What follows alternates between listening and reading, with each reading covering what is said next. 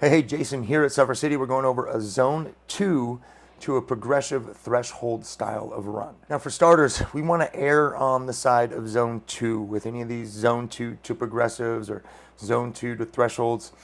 We definitely do not want to overtax the legs. We definitely don't want to overtax the nervous system. And so at any moment during these workouts, if you feel yourself pushing too hard or you feel yourself wanting to shift into another gear and even gas it up even more, hey, let off the gas pedal and err on the side of the zone 2. So let's get into this workout. For starters, we have an RPE value of 6.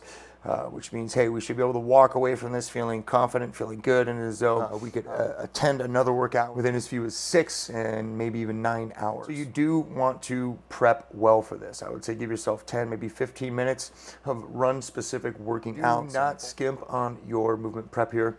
Ensure you're getting some of the running exercises, some of the accessory drills in. Open the hips, get the knees ready, get the joint systems ready, because especially on the back end of this run, you'll be pushing the joints a little bit harder than a traditional zone 2. So to get into this run, we'll start out with 15 minutes of fairly easy running. And now, during these 15 minutes, maybe you're just continuing some accessory drills, meaning you're focusing very much on technique, foot strike, posture. You're breathing during this first 15 minutes, where you're keeping your heart rate right around that 70, maybe 78%. And if you're dancing around, just above or just below, but your perceived exertion is around a 3 or a 4, that's okay. That's all right here. We want to kind of triangulate our total intensity by using our pace. So be mindful of what your pace is at. And of course, be mindful of your heart rate. Then also be mindful of your PE or your perceived exertion. And so between those three, we kind of want to have this total intensity value of about a 4-ish. During the first 15 minutes here. Feel good and in control.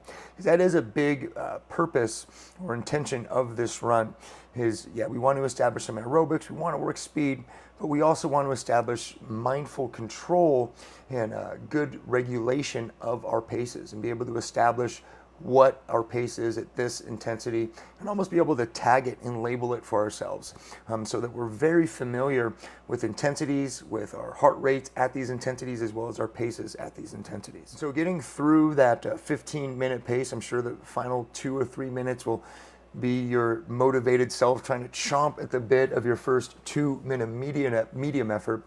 But again, refocus your attention back on some running mechanics.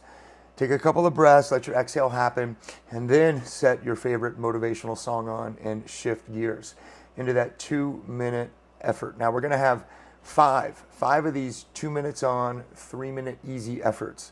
Now, just as important as your pace during your medium effort is your ability to transition effectively from the medium back to easy. Now, as I said, we are trying to regulate our pace here, get good management of our pace, get good management of our intensity. And so during that first 15 minutes, we should have established what easy is in terms of our pace. And so once we move out of our first medium effort, which is certainly a noticeably upgraded effort from easy, when we come back down, we don't want to dip below what we've already established as easy. All right, we want to fall back to easy, let our physiology follow, it will follow your pace, and use those 3 minutes of easy running to allow your heart rate, as well as how you're feeling the perceived exertion, to come on back down to like a 4, maybe a 5. Now, how should we be feeling in terms of our perceived exertion during these medium efforts? Now, of course, the first 30, 40 seconds, you're gonna feel like you're running on air, and you may even have the innate desire, the impetus to push on the gas pedal a little bit more.